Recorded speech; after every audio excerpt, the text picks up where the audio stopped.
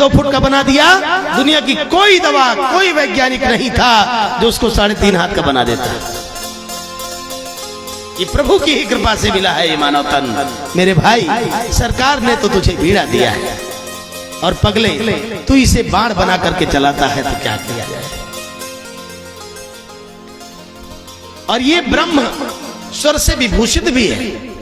देवदत्ता मिमाम बीणाम स्वर ब्रह्म विभूषिता। इसमें स्वर ब्रह्म रूपी स्वर, इसमें हमेशा लबालब भरा हुआ है। कैसे महाराज, आपकी वाणी में वो शक्ति है,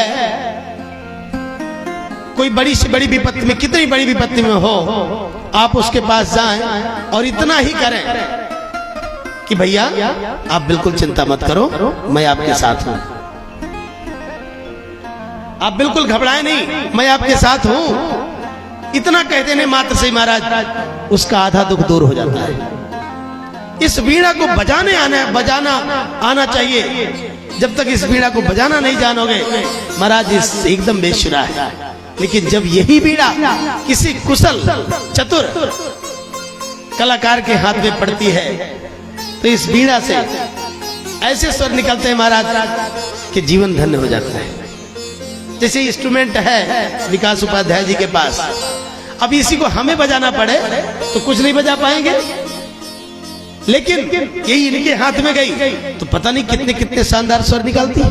इसीलिए महाराज ये शरीर रूपी बीड़ा भी अगर किसी चतुर सुजान व्यक्ति के हाथ में लगे तो महाराज इससे वो परमात्मा को रिझा लेता है।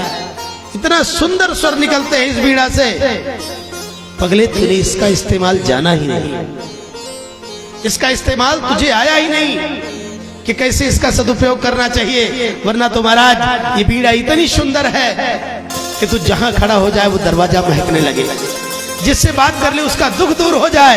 लेकिन भैया इस बीड़ा को तूने बाण बना दिया है, तो इससे ऐसे ऐसे बाण निकालता है कि लोगों का हृदय छलनी हो जाता है। वरना तो इसमें स्वर ब्रह्म ही विभूषित है। तेरी वाणी में वो दवा है कि बड़े से बड़ा दुख भी चुटकी में हल हो जाए किसी का। ये बीड़ा पीड़ा हरण करने के लिए बनी थी, तो आपने इस बीड़ा को पीड़ा देने वाली बना दिया। इसलिए मैं आप सबसे हाथ जोड़ूं कि हमको आपको भी शरीर रूपी बीड़ा सरकार ने दिया है। इसको बजाया था भारत के उस सन्यासी ने शिकागो की सभा में, पूरा संसार मौन था। इसको बजाना सीखा था 23 साल के नौजवान ने, फांसी का फंदा चून कर जब गले में डाला तो पूरा संसार मौन था। इसको बजाना सीखा था चंद्रशेखर आजाद ने। फिरंगियों की गोली में ताकत नहीं है कि आजाद के सीने को छलनी कर दे, ऐसे बजाना सीखो। इसको बजाने की कला जिसको आई वो संसार का श्रृंगार हो गया। और भाई अगर इसको बजाने की कला नहीं आई तो जैसी आई वैसी चली जाएगी, कोई मतलब नहीं। इसलिए देवदत्ता मिमाम वीणाम स्वर ब्रह्म विभूषिता मूर्छयित्वा हरि कथाम। ये मिली किस लिए? मस्त होकर के हमेशा हरि चर्चा हरि कथा। एक बात निवेदन करूं आप सबसे, इसको अपनाइएगा जरूर। आज से आप गांठ बांध लो कि हमको 2 ही काम करना है, या तो काम की बात करना है या तो राम की बात करना है। बस जहां भी आप संसार में जाओ, जिसके पास जाओ, अपने काम की बात करो।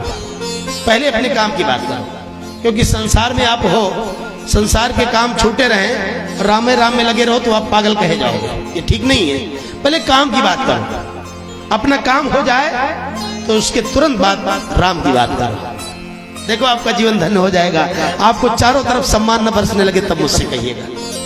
इतने तय कर लो कि हमको या तो काम की बात करना है नहीं तो राम की बात करना है। बस मूर्छयित्वा हरि कथाम गायमानश्चराम्यहम्। इस संसार में जहां भी रहो हमेशा वहीं पर भगवान की चर्चा जरूर करते रहो, जिससे हमारे परमात्मा की कीर्ति कौमुदी का विस्तार हो।